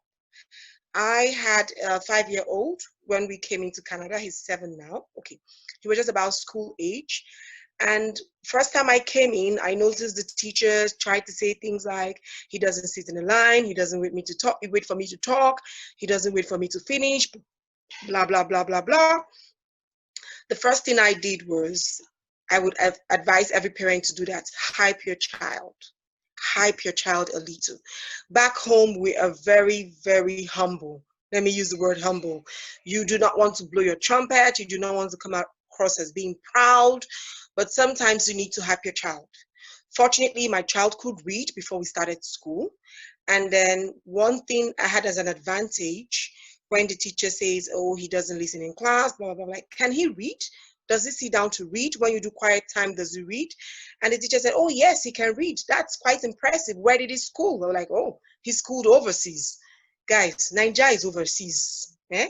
So when I said he schooled overseas, the teacher was like, wow, no wonder. I'm sure they thought my child attended Oxford Primary School, somewhere in the UK or whatever, I don't know. And another thing that also helped was I got the teacher to see my child in a different light. I told the teacher back home, these children in your class will be referred to as hyperactive, very quiet. My son, it's a phase for him. He needs to learn how things are done in Canada. He needs to understand that people stay on the line. We're a little bit aggressive or come across as aggressive where we come from. So you have to give him time. He has to understand the people, the culture, blah, blah, blah. The teacher was pretty impressed, like, oh, I know he's coming from a far place. So, and things are a lot different. So I had some breathing space. Another thing that I also did, I got involved with the school. They had reading time. I got involved. I sat in the class. The teacher notices, she sees the way I look at my son sometimes. And I say things like, the kind of science you give to child. The teacher at a point had to ask me, you seem educated. What do you do for a living? What did you do? We got involved. And the teacher felt, oh, I know this family a little more. Maybe it's not ADHD. And then when I go to pick my child in the class, right from the door, I'm dancing. I embrace my child. I hug him. I throw him up. And then they started saying things like, oh, the kids are hyperactive because the mom is hyperactive. So they started making excuses for me. And another thing I also did was I noticed my son liked athletics. I made him join running. And the first time he did it, he came first place. Now every teacher wanted to be his friend. Oh, he's so resourceful. Oh, he likes to help. Oh, he's this, he's that, he's that. You can help them change the narrative. I want you to also understand that probably it might be the first time your child's teacher will be handling a Black child. Now, not just a Black child, a Nigerian child. You know the way we are, Nigerians. It might be the teacher's first time. The teacher also needs to understand how Nigerians behave. After the teacher had experience with my son, another Nigerian family joined. And I got talking with the teacher and she's like, oh, yes, I understand. Oh, it's clearer now. Oh, this is how it is in Nigeria. You give the teachers an opportunity to understand and learn your child. And talk with your teacher, talk with the class teacher, talk with them, find opportunity. How you doing? Hello, Mrs. Boyd. Hey, hello, Mrs. Everybody in the school knows me. The principal knows me. They know my children. Sometimes you hear the teachers are starting to be hyperactive, if you ask me, because sometimes you hear the way they call my son and they dance with him. Mama, how you doing? They do some crazy things now, which would have been termed ADHD in the very beginning. But now it's kind of normal.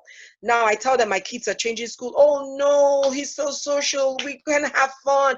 Oh, he's the life of the school. Oh, he's this. Oh, he's that. Blah, blah, blah, blah, blah, blah, blah, blah, blah. And this is a child that everyone thought was something else. Now the school, are you sure you want to change schools? Or why can't you have them a little more? So what I'm saying is, in essence, do not be quick to swallow hook, line, sinker, fisherman, boots, river, everything the teacher says. No, you have to guide the child. How do they say it? Not let them call your pikin waiting you never call them. That is exactly what I mean. You know your child better than you do. Try to make them understand this. The story plain to you, but this is just a summary of what I'm saying. Nobody can label you what you do not want to be labeled, especially when you know the way we are. We don't have ADHD. If pikin too hyperactive, he's stubborn. Finish. That's how it is. Thank you very much. And I think because of time, that's all I can say for now. Thank you. Oh, Oluchi, thank you so very much. We're still going to have you talk on government-sponsored gifts for school children and soft grants for continued education for parents. And like I said, we're going to have future sessions subsequently where we'll be able to delve and dissect snippets of this topic. Childcare and education is really, really broad, so we will still have more sessions, and which will give our speakers more opportunity to address several more issues. Okay, so back to Oluchi.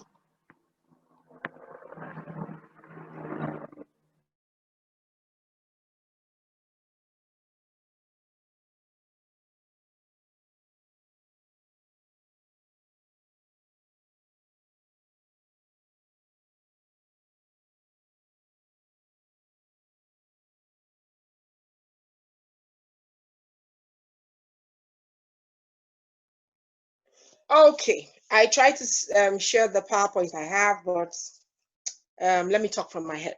So what am I talking about? I'm going to talk about what you need to know as a new immigrant, especially when you're coming with children of school age, and what you need to know for your children, the free things, the freebies you need to enjoy.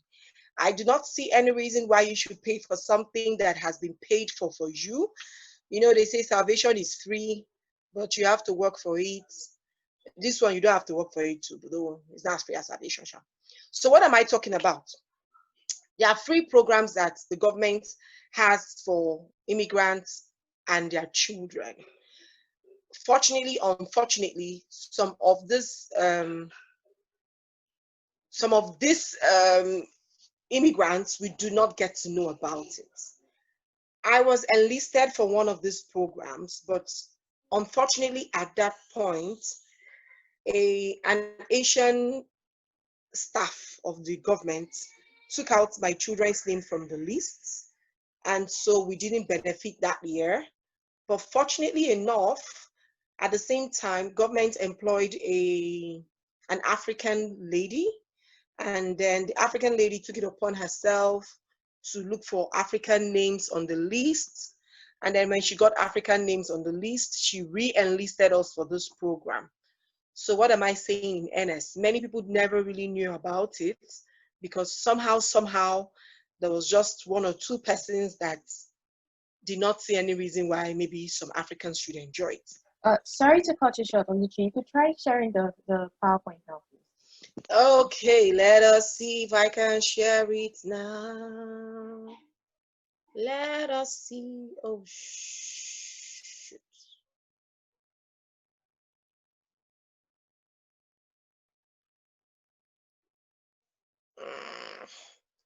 I'm sorry, everybody. Maybe I'm a little old school. Who knows? Okay, that's fine. Then let's just go ahead. Okay, thank you so much. Thank you so much for the opportunity to go ahead. Next time I'll make it fast. I'll use my laptop. Okay, so when your kids coming, you can enroll them in the Welcome Center. The Welcome Center for Children is an English learning center. It's actually on King George, just opposite Superstore.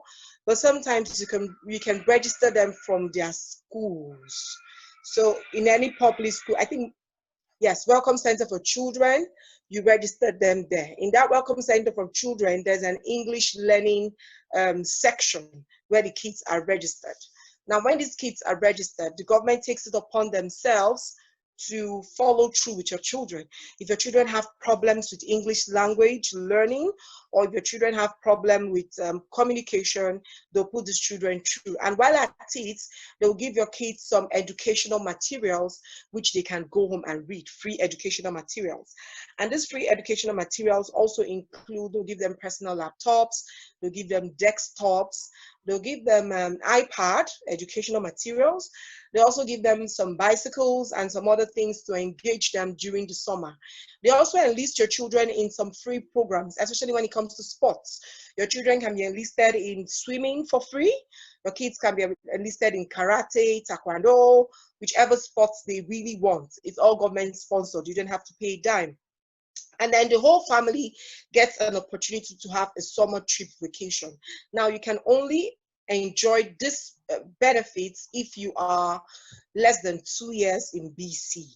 So when it comes to summer, every summer, I don't think they had it this summer because of the COVID. Every summer, the government takes the families of these children. Your children needs to be enlisted so that the parents can qualify. The government takes them on a 2-week tour around BC. Sometimes you travel as far as Victoria, you go to choice places, and everything is free. They pick you in the morning, they have a curriculum, they have an agenda, things they want you to do, things they know you will do. You go on this trip every day for the next 2 weeks, all expense paid. And then another thing I also want us to know as parents of children, you can also get grants from the government. Now, there are several settlement agencies. Some of them we have career path for as many that there were professionals back home, accountants, doctors, dentists, engineers, lawyers. You want to continue in the career you had back home, you are entitled to some grants. Now, these grants are geared towards getting you recertified in your field of interest. Now, it means that everybody that is enlisted has an amount of money that is allocated to a particular person. I got some grants that I used to do some courses related to the dental field. I am still getting some cash back for money spent while registering for exams. These are things you can get. I enlisted in career path. I enlisted in career path because I want to continue in the career I had back home. Now, there are other programs too, like Mosaic, Diversity, BC Settlement Agency. I think Ruth also had one.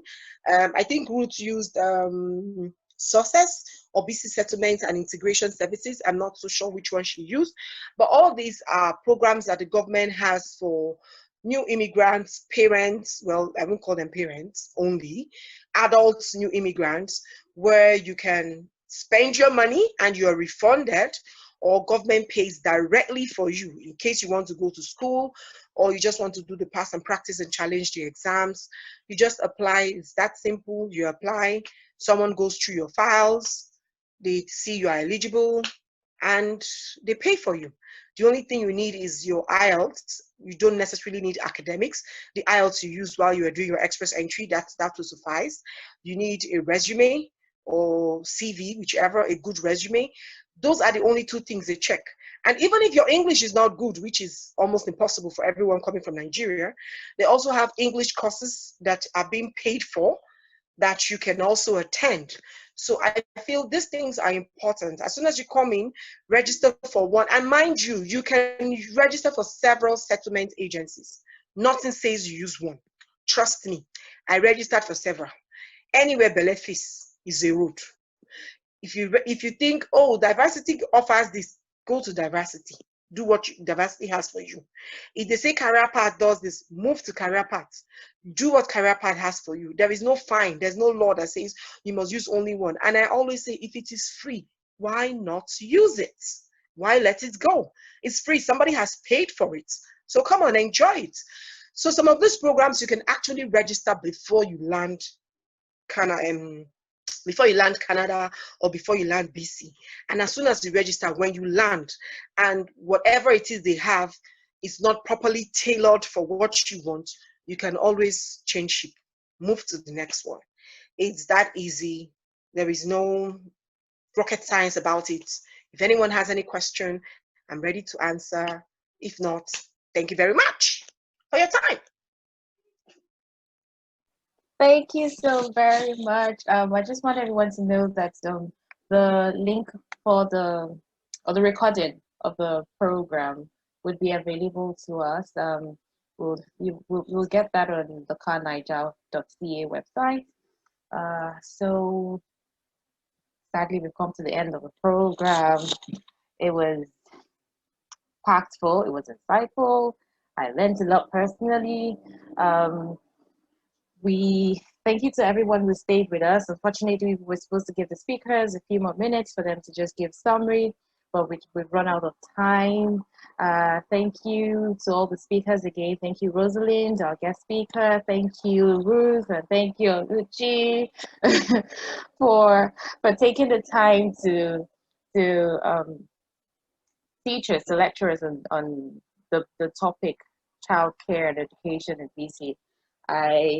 Like I said before, we'll still have other sessions. We'll still have other sessions. Okay, we have a question, I think, for Oluchi. I think we could just quickly take that. I think it says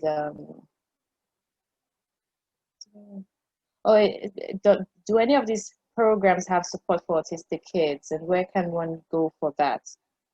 And our teenagers also are okay to a list for the Welcome Center. So Oluchi, if you could just shed some light on that briefly. Okay, the Welcome Center, teenagers are enlisted. Well, what I mean teenagers are enlisted, once one person is enlisted, the entire family is enlisted. So there's really nothing like, oh, I have a teenager enlisted or not. Once one person is enlisted, the entire family enjoys the package. So it's like family specific. It's not just a child specific. Though there are some things that might benefit a child.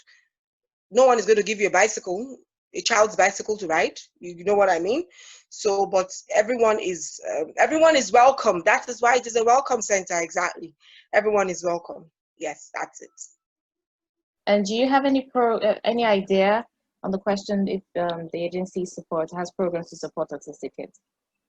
I know that there was a Kenyan woman we met. They go around schools she's in Surrey School District. She goes around schools, and then when you get autistic children, I know there's a special package they have for them. I really don't know what the package is. I just happen to know that there is a special package.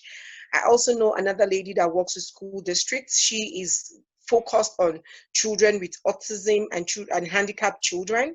I know there's a package they have for them. I haven't really gone into what kind of packages, but I know 2 women with the school districts that confirm that yes, there are special packages they have with children with autism and handicapped children. Yes.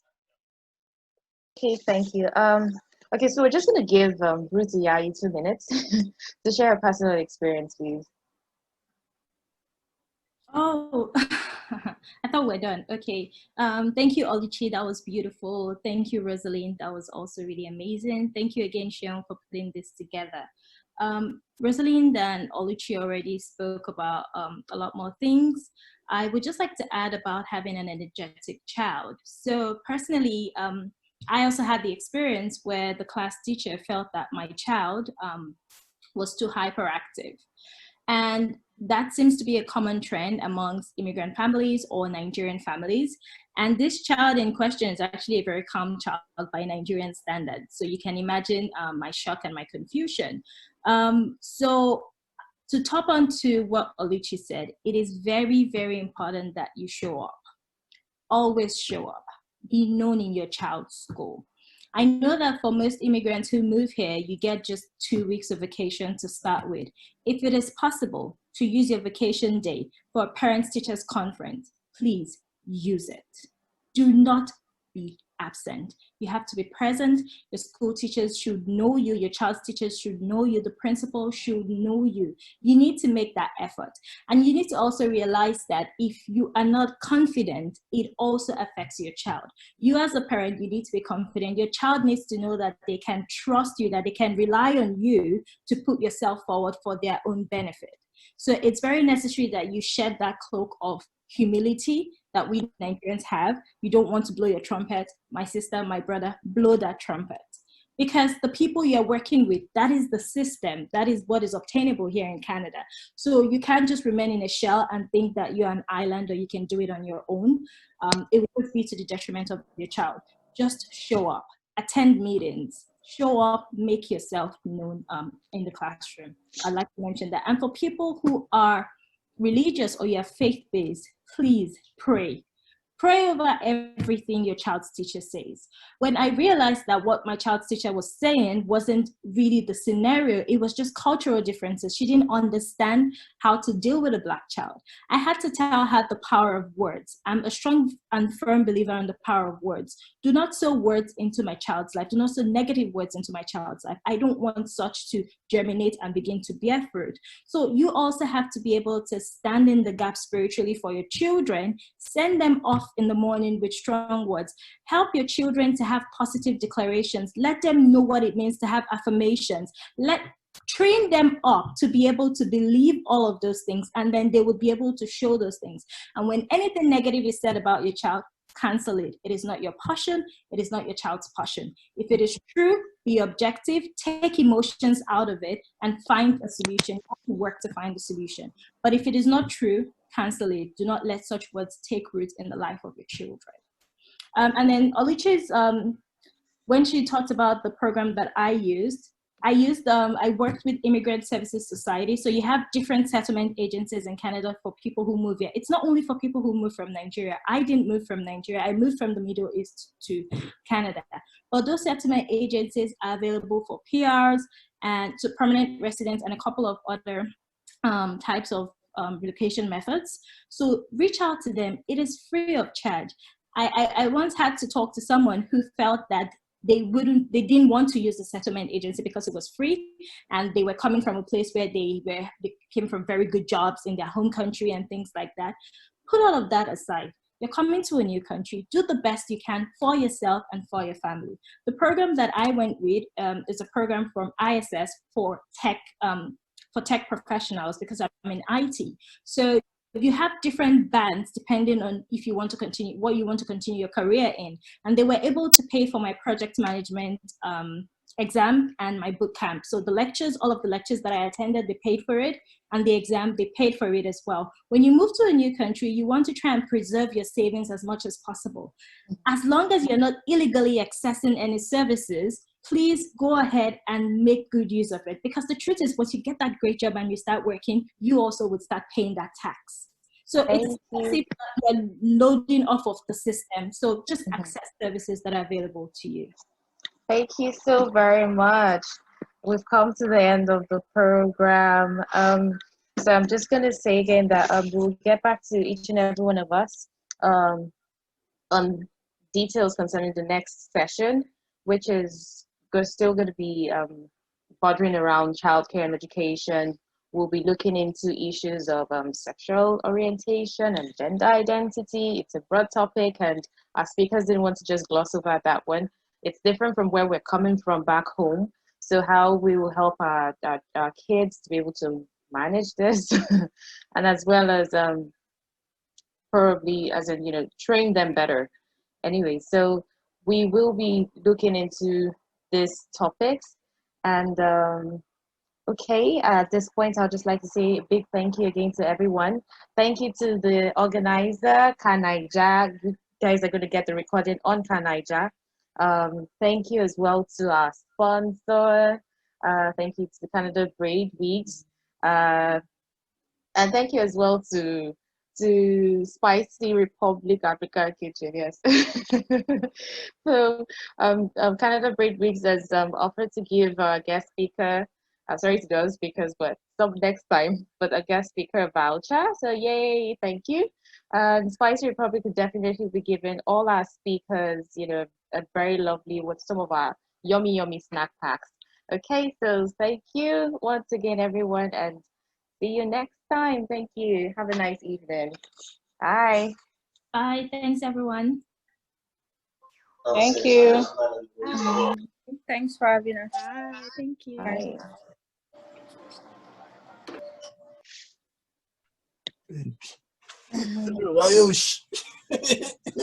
Oh, Matis. This is Ayodipe.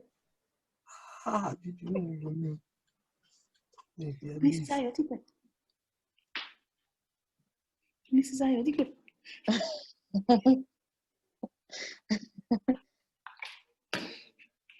Please, are we getting a bowl of Ayamashitu?